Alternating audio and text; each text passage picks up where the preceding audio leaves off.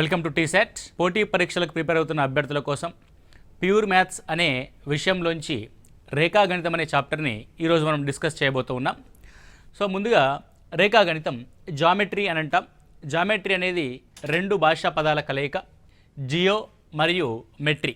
జియో అంటే అర్థం భూమి అని, మెట్రీ అంటే అర్థం కొలత అని. అంటే భూమి మీద ఉండే వివిధ రకాల నిర్మాణాల యొక్క కొలతలకు సంబంధించిన విషయాల్ని మనం జామెట్రీ ద్వారా తెలుసుకుంటాం. అసలు ఈ జామెట్రీ అనేది చాలా విస్తృతమైన సబ్జెక్టు.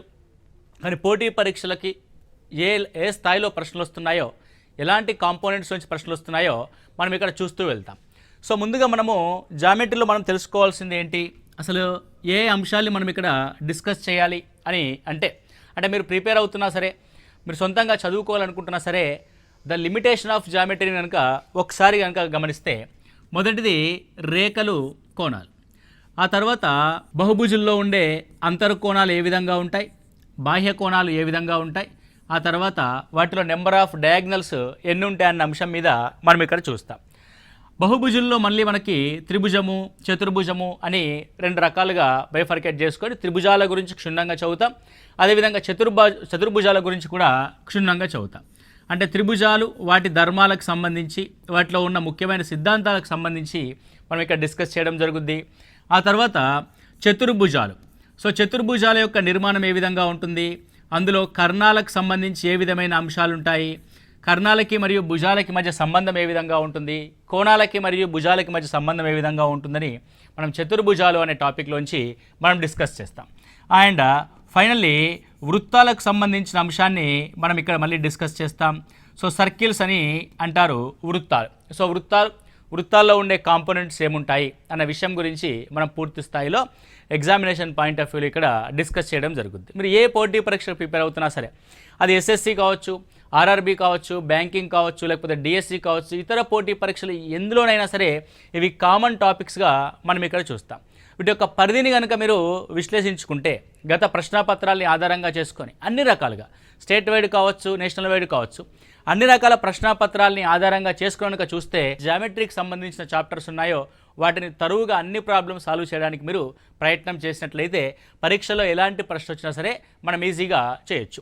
మనకి జామెట్రీ అనే టాపిక్ ఎక్కడి నుంచి స్టార్ట్ అవుతుంది అనే అంశాన్ని కనుక చూస్తే, అసలు జామెట్రీ అనేది ఏ విధంగా డెవలప్ అయింది అని చూస్తే, ఇది కొత్తగా సృష్టించిందేమీ కాదు. ఇప్పుడు ఫర్ ఎగ్జాంపుల్ మనకు కనబడుతున్న ఈ బోర్డు ఉందనుకోండి, బోర్డు అనేది ఏం చేశారంటే కనిపెట్టడం జరిగింది. కానీ జామెట్రీని కనిపెట్టబడలేదు. జామెట్రీ అనేది ఆల్రెడీ ఉన్న అంశాలని ఒక సిస్టమేటిక్ వేలో స్టడీ చేయడం జరిగింది. అంటే మనకు భూమి మీద రకరకాల ఆకారాలు కనబడుతూ ఉంటాయి. సో చంద్రుడి యొక్క ఆకారము, సూర్యుడి యొక్క ఆకారము వృత్తాకారంగా కనబడుతూ ఉంటుంది. లేకపోతే ఏదైనా వస్తువును కనుక గమనిస్తే ప్రకృతిలో వివిధ రకాల షేపులతో మనకి వస్తువులు ఉంటాయి. త్రిభుజం ఉంటుంది, అదేవిధంగా చతురస్రం ఉంటుంది, అదేవిధంగా దీర్ఘచతురస్రం ఉంటుంది. ఇలా ఉన్న వస్తువుల్ని గమనించి వాటిలో ఉన్న అన్ని రకాల అంశాలని పరిగణలోనికి తీసుకొని వాటికి సంబంధించిన కొన్ని విషయాంశాలను ఇక్కడ చర్చించడం జరిగింది. అలా ప్రకృతిలో ఉన్నటువంటి జామితీయ నిర్మాణం యొక్క అన్ని రకాల రూల్స్ అండ్ లాస్ని ఒక చోట తీసుకొచ్చి దాన్ని మనకు రేఖాగణితం అని అందించడం జరిగింది.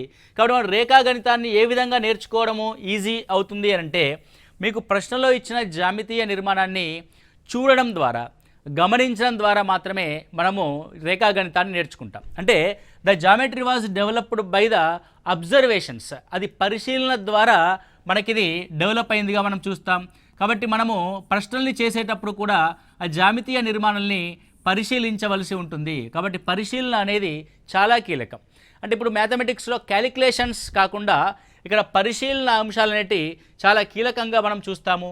కాబట్టి అబ్జర్వేషన్స్ ద్వారా మనము ఈ జామెట్రీని నేర్చుకోవడం జరుగుతుంది. కాబట్టి మీరు కూడా ప్రశ్నలో ఇచ్చిన జామితీయ నిర్మాణాన్ని క్షుణ్ణంగా పరిశీలించాలి. పరిశీలించిన దాంట్లోంచి మనము ఆన్సర్స్ని రాబట్టాలి. సో ఈ జామెట్రీ ఏదైతే ఉందో దీనికి సంబంధించి మనకి రకరకాల సైంటిస్టులు, పైథాగరస్ కావచ్చు, యూక్లిడ్ కావచ్చు, థేల్స్ కావచ్చు, మన ఇండియన్ కనుక గమనిస్తే బౌద్ధాయన కావచ్చు, ఆర్యభట్ట కావచ్చు, వీళ్ళందరూ విశేషమైన కృషి చేశారు. కానీ మనకి రేఖాగణితానికి సంబంధించి ప్రపంచానికి అందించిన వ్యక్తి ఎవరు అని అంటే, మనం చూసుకున్నట్లయితే ఎలిమెంట్స్ అనే గ్రంథాన్ని రచించినటువంటి, ఇది గ్రంథము రచించడం కాకుండా కంపైల్ చేశారంట. కంపైల్ చేశారంటే అప్పటి వరకు ఉన్న ఈ జామెట్రీకి సంబంధించిన నియమాలన్నింటినీ ఒక సిస్టమేటిక్ వేలో అరేంజ్ చేసిన వ్యక్తి ద ఎలిమెంట్స్ అనే పుస్తకాన్ని మనకు రాయడం జరిగింది. ఆయనే ఫేమస్ పర్సనాలిటీ యూక్లిడ్. కాబట్టి యూక్లిడ్ని మనం ఏమంటారంటే ఫాదర్ ఆఫ్ జామెట్రీగా మనం చూడడం జరుగుద్ది. Father of geometry. ఈ ఎలిమెంట్స్ అనే గ్రంథం ఏదైతే ఈ యూక్లిడ్ కంపైల్ చేసినటువంటి ఎలిమెంట్స్ అనే గ్రంథం ప్రపంచవ్యాప్తంగా అధిక భాషల్లోకి అనువదించబడి బైబిల్ తర్వాత అత్యధిక ప్రతులు అమ్ముడుపోయిన పుస్తకంగా మనం ఎలిమెంట్స్ అనే గ్రంథాన్ని చూస్తాం. ఈ ఎలిమెంట్స్ అనే గ్రంథంలోనే రేఖల గురించి, మరి త్రిభుజాల గురించి, చతుర్భుజాల గురించి, వృత్తాల గురించి, పైథాగర సిద్ధాంతం గురించి, దాని యొక్క విపర్యయం గురించి అన్ని అంశాలు కూడా ఇక్కడ కులంకషంగా చర్చించడం జరిగింది. సో ఇది ద బ్యాక్గ్రౌండ్ ఆఫ్ జామెట్రీగా మనం చూస్తాం. అయితే మనకు జామెట్రీ అనేది ఎక్కడి నుంచి స్టార్ట్ అవుతుంది అని ఒక్కసారి కనుక గమనిస్తే, జామెట్రీ అనేది మనకి ఒక బిందువు నుంచి స్టార్ట్ అవుతుంది. It's a point. ఓకే అండి, దీన్ని బిందువు పి అందాం. సో బిందువు పి అనేది ఎందుకు ఉపయోగపడుతుందంటే లొకేట్ సంథింగ్, ఏదైనా ఒక అంశాన్ని గుర్తించడానికి, అంతరాళంలో ఉన్న ఒక అంశాన్ని గుర్తించడం కోసం పి అనే బిందువుని వాడతాం. అంతరాళం అంటే నీ కళ్ళ ముంగట కనబడేది ఏదైనా సరే ఒక అంతరాళం. ఇప్పుడు ఈ బోర్డు అంతా అంతరాళం. సో పి అనే పాయింట్ని ఇక్కడ నేను గుర్తించా, ఇప్పుడు ఇక్కడ ఒక పాయింట్ని గుర్తిస్తా, ఇక్కడ ఒక పాయింట్ని గుర్తిస్తా. అంటే ఏదో ఒక లొకేషన్ని మనం లొకేట్ చేయడానికి పి అనే పాయింట్ని కనుక మనం తీసుకుంటాం. అది పితో ప్రారంభమవుతుంది, అంటే పాయింట్తో ప్రారంభమవుతుంది. దాన్ని పి అనొచ్చు, క్యూ అనొచ్చు, ఆర్ అనొచ్చు, ఏ అనొచ్చు, బి అనొచ్చు, వాట్ ఎవర్ ఇట్ ఇస్, ఏదైనా అనొచ్చు. అది లొకేట్ చేయడానికి మనకు ఐడెంటిఫై అవుతుంది. ఇలాంటి పీలు అన్నీ కూడా ఒకదానితో ఒకటి ఇలా రేఖీయ మార్గంలో లీనియర్ వేలో కనుక అమర్చబడి ఉంటే ఓకే, దాన్ని సరళ రేఖ అని అనడం జరుగుద్ది. సో మీకు ఆల్రెడీ తెలిసి ఉంటుంది సరళ రేఖ అంటే ఏంటి. సో సరళ రేఖ అంటే this is the straight line. So point తర్వాత మనకి ఆ తర్వాత ఉండే అంశం ఏంటి అని అంటే సరళ రేఖ ఉంటుంది. దీన్ని స్ట్రేట్ లైన్ అని అంటాం. సో సరళ రేఖకి ఉండే లక్షణం ఏంటి అని ఒకసారి గమనిస్తాం. So there is no end points. రెండు వైపులా అంతరాళంలోకి విస్తరించబడి ఉంటుంది. అక్కడ అంత్య బిందువులు లేవు. There is no end point. So దీన్ని దేంతో సూచిస్తాము? ఏదైనా సరే అంత్య బిందువులు లేవు కదా అని అంటే ఎక్కడో ఒక చోట ఏ మరియు బి అని లొకేట్ చేసి దాన్ని ఏబి స్ట్రేట్ లైన్గా చూపిస్తాము.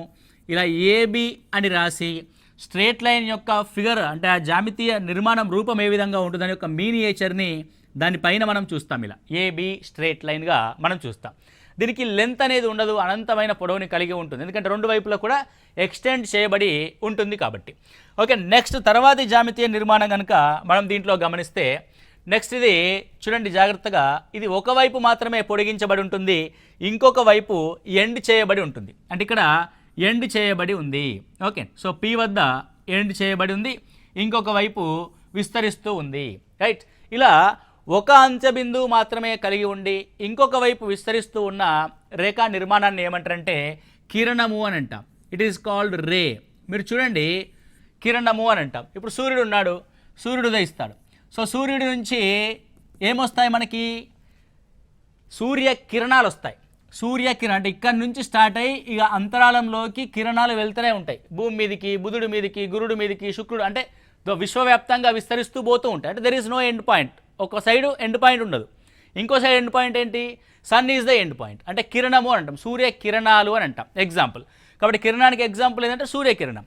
It's a ray, right. So దీనికి ఏముంటుంది? ఒక అంత్య బిందువు ఉంటుంది.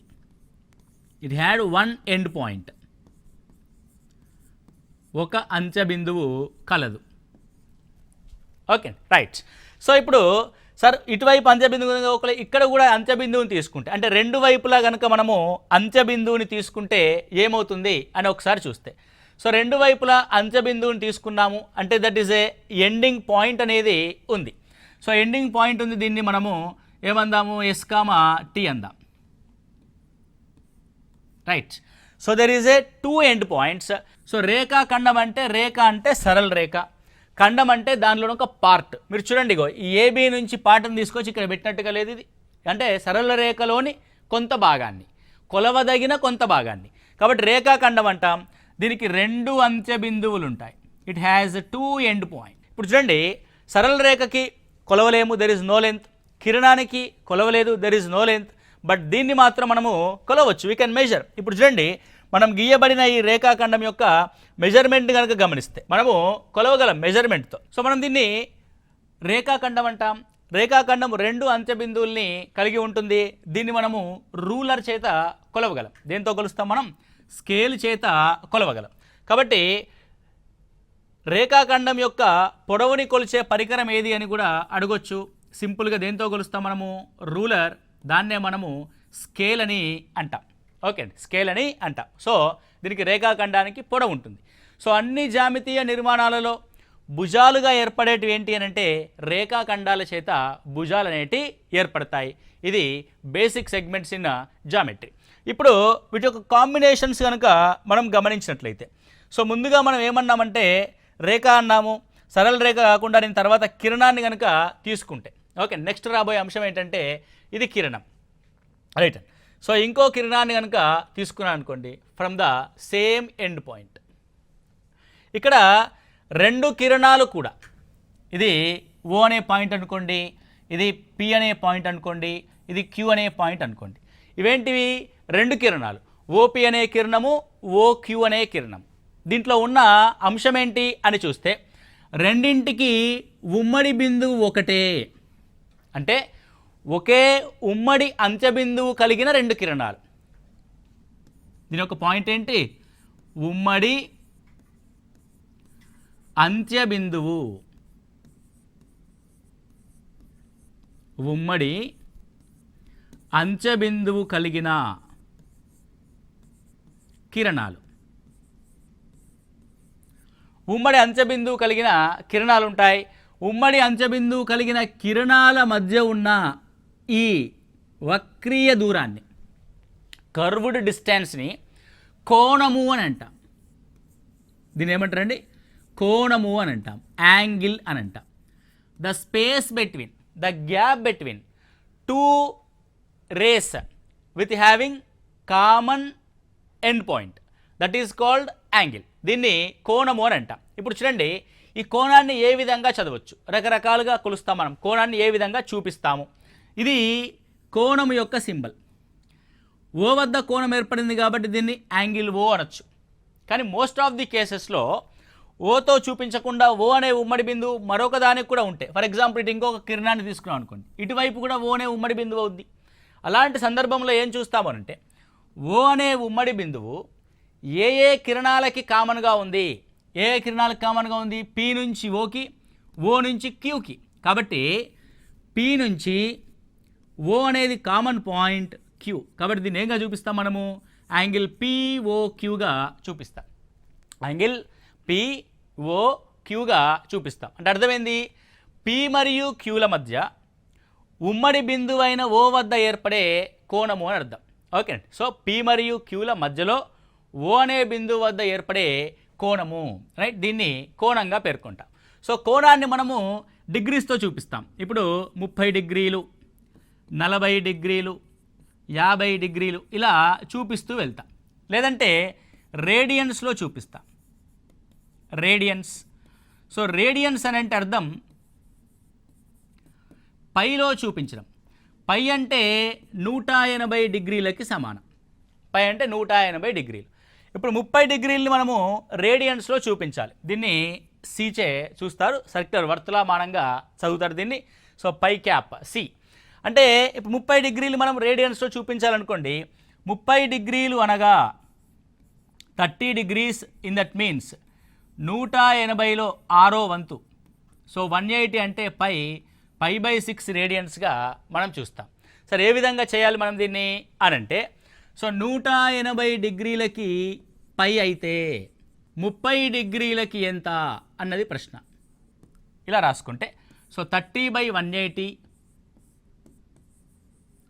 Into pi. So 36. So what is that? π/6 రేడియన్స్గా మనం చూస్తాం. అంటే సో డిగ్రీస్ నుంచి రేడియన్స్కి కంపారిజన్ కూడా మన క్వశ్చన్ రావచ్చు. ఇది డిగ్రీలో, ఇది రేడియన్స్లో వాటి యొక్క కొలత. సరే, ఇప్పుడు కోణాలలో కనుక మనము రకాలని కనుక చూసినట్లయితే, ఓకే, దేంట్లో రకాలు? కోణాలలో రకాలు, టైప్స్ ఆఫ్ యాంగిల్స్. వాటి యొక్క మెజర్మెంట్ ఆధారంగా చూసుకొని కోణాలని రకరకాల పేర్లతో మనం పిలుస్తాం. సో ఇప్పుడు నేను ఇక్కడ మీకు కోణాలని కొలిసే ఒక పరికరం తెలుసు కదా మీకు అందరికీ. దాన్ని ప్రొట్రాక్టర్, కోణమానినిగా మనం చూస్తాం. ప్రొట్రాక్టర్ కోణ మానిని. ఇక్కడ చూడండి, దీని ఒక కంప్లీట్ ప్రొట్రాక్టర్ని ఇక్కడ తీసుకోవడం జరిగింది. Okay and this is protractor. I think so it's clear. Okay right. So ఇప్పుడు మీకు క్లియర్గా కనబడుతూ ఉంటుంది. ఇది కంప్లీట్ 360 డిగ్రీస్ కలిగిన ప్రొట్రాక్టర్ అండి. నేను దీన్ని ఏం చేస్తానంటే 360 డిగ్రీస్ కాకుండా 180 డిగ్రీస్ యొక్క ప్రొట్రాక్టర్గా నేను ఫస్ట్ ప్రొజెక్ట్ చేస్తున్నాను. ఇది అంటే మామూలుగా మన కంపాస్ బాక్స్లో ఉండే ప్రొట్రాక్టర్ ఏముంటుంది, హాఫ్ ఆఫ్ ది సర్కిల్ ఉంటుంది. మీరు చూసి ఉంటారు కంపాస్ బాక్స్లో ఉండే protractor half of the protractor అంటే ఐ మీన్ యాక్చువల్ ప్రొట్రాక్టర్ అదే. ఇది 360 డిగ్రీస్ ప్రొట్రాక్టర్, ఇది 180 డిగ్రీస్ ప్రొట్రాక్టర్. సో ఎప్పుడైతే 180 డిగ్రీస్ ప్రొట్రాక్టర్ అంటామో మీరు జాగ్రత్తగా గమనించండి. ఇది కామన్ పాయింట్. మీరు అనుకున్నారు కదా what is the common point అని. So this is the common point. ఈ కామన్ పాయింట్ నుంచి ఇటొక రేఖాకిరణము, ఇటొక రేఖాకిరణం, రెండు రేఖాకిరణాలు మనకి ఏ విధంగా ఏర్పడ్డాయి, ఒక స్ట్రేట్ లైన్ లాగా ఏర్పడ్డాయి. ఎలా ఏర్పడ్డాయి? రెండు కూడా ఒక స్ట్రేట్ లైన్ లాగా మనకు ఏర్పడడం జరిగింది. సో ఇక్కడ అదొక స్ట్రేట్ లైన్ ఏర్పడింది కదా. ఇప్పుడు ఏర్పడిన ఈ స్ట్రేట్ లైన్ కాస్త ఏర్పడిన ఈ స్ట్రేట్ లైను ఇలా ఉంది. ఇప్పుడు ఈ ఉమ్మడి బిందువు మధ్యలో ఉంది కదా. ఉమ్మడి బిందువు మధ్యలో ఉన్నప్పుడు వీటి మధ్య ఉన్న గ్యాప్ ఎంతకు సమానము? 180 డిగ్రీలకు సమానం. సో 180 డిగ్రీల యొక్క కోణము స్ట్రేట్ లైన్ పైన ఏర్పడింది కాబట్టి దీన్ని స్ట్రేట్ యాంగిల్గా మనం చూస్తాం. ఏ యాంగిల్గా చూస్తామండి? స్ట్రేట్ యాంగిల్గా మనం చూడడం జరుగుతుంది. అంటే దీన్ని సరళ కోణము అని అంటాం. సో ఫస్ట్ ఏర్పడిన కోణం ఏంటి? సరళ కోణం. కంప్లీట్ 180 డిగ్రీస్ మనము సరళ కోణంగా చూడడం జరుగుద్ది. ఇప్పుడు ఈ సరళ కోణం తర్వాత నేను ఇంకొక ఇప్పుడు ఏం చేస్తున్నాను, 180 డిగ్రీస్ తీసుకున్నాం కదా, అందులో సగం తీసుకుంటున్నాను. ఇది 90 డిగ్రీస్. సో ఈ విధంగా 90 డిగ్రీస్ కనుక ఏర్పడింది అనుకోండి. సో 90 డిగ్రీస్ ఏ విధంగా ఏర్పడుతుంది? See this is the one of the ray, this is another ray. కాబట్టి ఈ విధంగా రెండు రేలు కనుక ఈ విధంగా ఉండొచ్చు, దీన్ని రివర్స్ చేస్తే ఈ విధంగా కూడా ఉండొచ్చు. సో ఇలా ఉన్న కోణం యొక్క విలువ ఎంత అంటే 90 డిగ్రీల కోణంగా మనం చూస్తాం. చూడండి 90 డిగ్రీస్ యొక్క సింబల్ రెండు రేఖా కిరణాల మధ్య ఇలా రెండు స్ట్రేట్ లైన్స్ ఒకదానితో ఒకటి లంబంగా మనం గీస్తాం. ఇది 90 డిగ్రీస్ కాబట్టి దీన్ని ఏమంటారంటే దీని పేరు లంబ కోణంగా పేర్కొంటాం. మనం రైట్ యాంగిల్లో చూసినట్లయితే 90 డిగ్రీస్ రైట్ యాంగిల్ అన్నాం, 180 డిగ్రీస్ స్ట్రేట్ యాంగిల్ అన్నాం. సో 180 డిగ్రీస్ యొక్క స్ట్రేట్ యాంగిల్ని చూసినప్పుడు 180 డిగ్రీస్ యొక్క స్ట్రేట్ యాంగిల్, 90 డిగ్రీస్ యొక్క రైట్ యాంగిల్. సరే మరి మిగిలిన పార్ట్ అంట అని అంటే సో 0 నుంచి 90 వరకు ఉన్న కోణము అంటే అది 10 కావచ్చు, 20 కావచ్చు, 21 కావచ్చు, 23 కావచ్చు, what ever it is, 0.1 degree కావచ్చు, 89.9 డిగ్రీ కావచ్చు. 0 నుంచి 90 డిగ్రీస్ వరకు ఉన్న కోణాలను ఏమంటారంటే అల్పకోణము అని అంటాం. సో అల్పకోణం. అల్పకోణం ఫర్ ఎగ్జాంపుల్ టీటా అనే కోణం ఉంది, టీటా డిగ్రీస్ అనే యాంగిల్ ఉంది. అది ఎక్కడ ఉంటుంది? 0 నుంచి 90 డిగ్రీస్ మధ్యలో ఉంటుంది. రైట్, 90 డిగ్రీస్ ఉంది దాన్ని రైట్ యాంగిల్ అంట. రైట్ యాంగిల్ నుంచి మళ్ళీ స్ట్రేట్ యాంగిల్ వరకు అంటే 180 డిగ్రీల వరకు ఉన్న కోణం అంటే 90 నుంచి 180 డిగ్రీల వరకు ఉన్న కోణము దీన్ని అధిక కోణము అని అంటాం లేదా గురు కోణము అని అంటాం. సో అధిక కోణం యొక్క విలువ ఫర్ ఎగ్జాంపుల్ ఇది x డిగ్రీస్ అనుకోండి. ఇది ఎక్కడి నుంచి ఉంటుంది? 90 డిగ్రీస్ నుంచి 180 డిగ్రీల యొక్క మధ్యలో ఉంటుంది. 0 నుంచి 90 వరకు ఉంటే అల్పకోణం, 90 నుంచి 180 వరకు ఉంటే అధిక కోణం. సో మనకు ప్రొట్రాక్టర్ ఫుల్ అయిపోయింది. సో మనకు మామూలు కంపాస్ బాక్స్లో ఉండే ప్రొట్రాక్టర్ 180 డిగ్రీస్తో ఉంటుంది. ఇంకో 180 డిగ్రీస్ మనం కిందికి తీసుకున్నాం. ఓకే, అంటే దీన్ని మొత్తం కంప్లీట్ 360 డిగ్రీస్గా తీసుకున్నాం. యాక్చువల్గా ఉండేది 180 అంటే అడిషనల్గా మనం దీనికి యాడ్ చేసాం కదా. ఎలా యాడ్ చేస్తున్నాం? జనరల్గా ఆలోచిస్తే ఇక్కడ ఒక మిర్రర్ పెట్టామనుకోండి, దాని యొక్క ఇమేజ్ కింద కనబడుతుంది కదా. సో దీన్ని రిఫ్లెక్టివ్ అని అంటాం. కాబట్టి 180 డిగ్రీల కంటే అధికంగా ఉన్న కోణం యొక్క విలువను ఏమంటారంటే రిఫ్లెక్టివ్ యాంగిల్ అంటాం. రిఫ్లెక్టివ్ అని అంటే పరావర్తన కోణంగా మనం చూస్తాం. సో రిఫ్లెక్టివ్ కోణం యొక్క విలువ ఏముంటుంది? కాబట్టి x డిగ్రీస్గా రిఫ్లెక్టివ్ కోణాన్ని తీసుకుంటే 180 డిగ్రీల నుంచి 360 డిగ్రీల వరకు మధ్యలో ఉన్న కోణాన్ని పరావర్తన కోణంగా తీసుకుంటాం.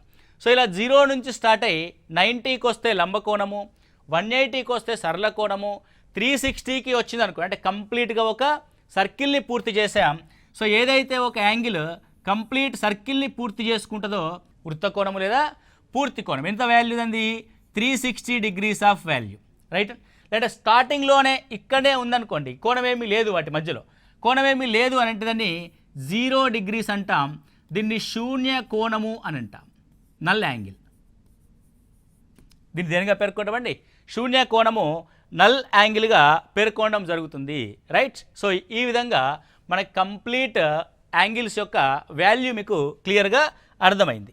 సో ఇప్పుడు కనుక మనం క్వశ్చన్స్లోకి కనుక వెళ్తే ఇవి ఎందుకు ఉపయోగపడతాయి మనకి అంటే, ముందుగా త్రిభుజాలను అర్థం చేసుకోవడానికి కానీ, చతుర్భుజాలని అర్థం చేసుకోవడానికి కానీ, రిఫ్లెక్టివ్ యాంగిల్ కనుక్కోవడం కానీ ఉపయోగపడుతుంది. మీకు ముందే చెప్పాం 0 degrees ఈజ్ నల్ యాంగిల్, శూన్య కోణం. 90 degrees లంబకోణం. 180 degrees సరళ కోణం. అదేవిధంగా 360 degrees వృత్త కోణం. ఓకే, వృత్త కోణం. సో ఇప్పుడు వృత్త కోణం దాచిన తర్వాత మనం ఏం చేద్దామనంటే 0 to 90 degrees మధ్యలో ఉంటే అది అల్పకోణం. 90 to 180 మధ్యలో ఉంటుంది అధిక కోణం. 180 to 360 మధ్యలో ఉంటుందని పరావర్తన కోణంగా మనం చూస్తాం. పరావర్తన కోణంగా మనం చూస్తాం. సో ఇది కోణాలకు సంబంధించిన అంశం. సో నెక్స్ట్ కోణాల్లో ఏవైనా రెండు కోణాల మొత్తం కానీ 90 degrees అయితే ఏమవుతుంది, 180 degrees అయితే ఏమవుతుంది, 360 degrees అయితే ఏమవుతుంది, రెండు కోణాలు సరళ రేఖ మీద ఉంటే వాటి మొత్తం 180 degrees ఏమవుతుంది అనే అంశాలని నెక్స్ట్ క్లాస్లో మనం క్లియర్గా డిస్కస్ చేద్దాం. మీకు ఇప్పుడు సరళ రేఖలు, కోణాలు, కిరణాలు, అవి వాటి యొక్క విలువలు, వాటి యొక్క వాల్యూస్ సంబంధించిన పేర్లు అనేవి గుర్తున్నాయి కాబట్టి వీటన్నిటిని ఒకసారి మళ్ళీ చూడండి. ఎందుకంటే this the very basic for the geometry. మనకి ఇది తెలిస్తేనే జామెట్రీ చాలా సులభంగా ఈజీగా అర్థమవుద్ది. మోస్ట్ ఆఫ్ ది కాంపిటేటివ్ ఆస్పిరెంట్స్కి అత్యంత అర్థం కానీ కన్ఫ్యూజన్గా ఉండే టాపిక్ ఏంటంటే జామెట్రీ అనే టాపిక్. ఇది చాలామంది మ్యాథ్స్ వాళ్ళకైనా నాన్ మ్యాథ్స్ వాళ్ళకైనా కొంత టిపికల్గా అండ్ కన్ఫ్యూజన్స్గా ఉంటుంది. కాబట్టి ఆ కన్ఫ్యూజన్ పోవాలంటే బేసిక్స్లో నుంచి, ఆ టెర్మినాలజీ నుంచి మనం పూర్తి స్థాయిలో అర్థం చేసుకోవాల్సి ఉంటుంది. కాబట్టి నెక్స్ట్ క్లాస్లో వీటిపైన ప్రాబ్లమ్స్ ఏ విధంగా వస్తాయి, వాటి రకరకాలుగా మనం ఏ విధంగా మళ్ళీ వర్గీకరిస్తామన్నది నెక్స్ట్ క్లాస్లో చూద్దాం. Thank you, all the best.